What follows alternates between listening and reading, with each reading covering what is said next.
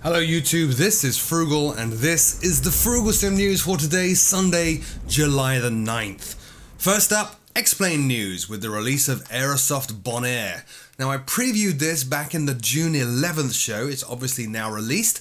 Bonaire is the third largest airport in the Dutch Antilles after Princess Juliana and Hato International and is commonly known as Flamingo Airport. It actually handles scheduled flights from United, Delta and KLM. The airport itself can handle up to a 747, but currently the largest airframe that operates there on a regular basis is the A330.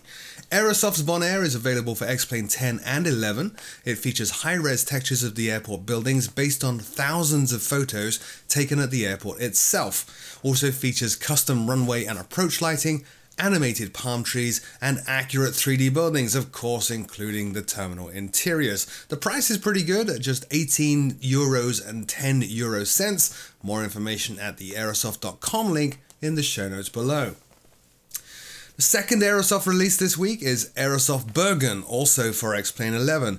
Bergen is the second largest airport in Norway, and it's something of a hub for Scandinavian Airlines, Norwegian Air Shuttle and Widerøe. It also handles regular flights by CHC Helicopter Service and Bristow, Norway to offshore oil rigs. Just as with Bonaire, textures were produced for this scenery from photos taken at the airport itself. It does feature the sloping runway at Bergen and also includes animated service vehicles in X-Plane 11. This is pretty cool. Seasonal textures are included as well, including winter textures, which is very unusual in X-Plane. It also includes the construction site for the terminal at Bergen currently being built, so maybe there'll be an update in a year or so when that real world work is done. The price of this is also quite reasonable, just €15 and 8 euro cents, and again more information at the second aerosoft.com link in the show notes below. Sticking with X-Plane and the release of the V-Flight Piper Twin Comanche. V-Flight's Piper Twin Comanche was recently released and was custom built to focus on X-Plane 11 features. It has a really cool interactive menu system that handles checklists, weights and balance, pre-flight performance tables and so on. Weight and balance is also dynamic in this aircraft, with loading and unloading the payload and the fuel accurately updating the center of gravity and the handling on the aircraft itself. It features an Avidyne AXP 340 transponder custom simulation, as well as an accurate fuel simulation, and has a neat pop-out instrument and gauges system. Product page actually calls out that this would be VR friendly, and I can see why. It is actually a really cool animation as each dial moves out of the dash and into focus. The aircraft is also compatible with Reality XP's GNS 530. The V-Flight Piper Twin Comanche is available from the Xplane.org store and costs $29.95.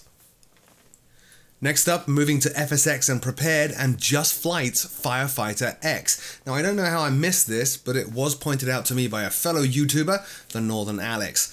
It is a completely dynamic firefighting mission generator for FSX and Prepared, including version 4.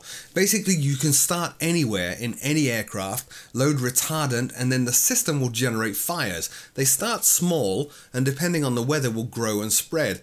Firefighter X even lets you drop red retardant to prevent the spread of fires, as opposed to just putting them out. You can refill the drop tanks from lakes, of course with the right aircraft, and Firefighter X does also support multiplayer. However, if you want to fly alone, you can get help from the AI. It integrates with firms as well to download accurate and real-world wildfire data from NASA. It even simulates updrafts and turbulence when flying over the fires. Now the way it's built is actually pretty cool. Just Flight's Firefighter X operates independently of the sim using Sim Connect, which is how it manages to work with FSX and Prepared, including version 4. It also comes with a neat user interface to let you create your own fires and model how the fires are going to grow and all that good stuff. The price is just $20.49. More information at the justflight.com link in the show notes below. Next up, FSim Studios Quebec. Quebec City, or Jean Lesage International Airport, has released from FSim Studios. It is the second busiest airport in Quebec and handles 360 flights per week to Eastern Canada, the United States, Central America, the Caribbean, and Europe. The scenery features 20 square kilometers of photo scenery for the surrounding areas, as well as accurate buildings and, of course, the terminal interior.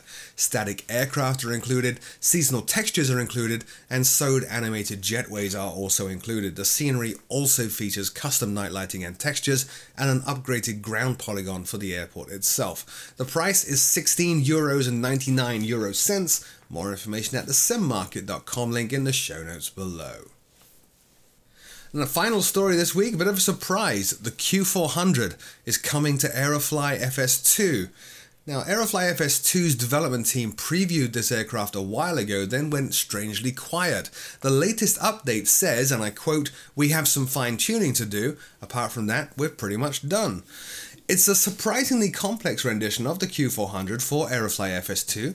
It handles, for example, derates, prop feathering, all the system pages of the aircraft and all the navigation modes, as well as accurate warnings, an accurate simulation of the ice protection system, and a pretty complex FADEX simulation as well.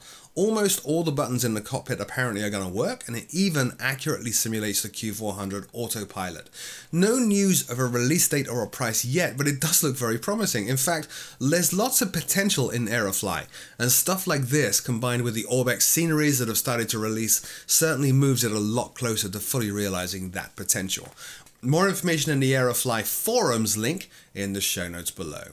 So that's it for this week's rather short news show. As always, if I did miss something critical, leave me a comment in the comment section below. I'll take a look to see if I should include it in next week's show. Until then though, my name is Frugal. Thanks so much for taking the time to watch this, and I will see you all very soon.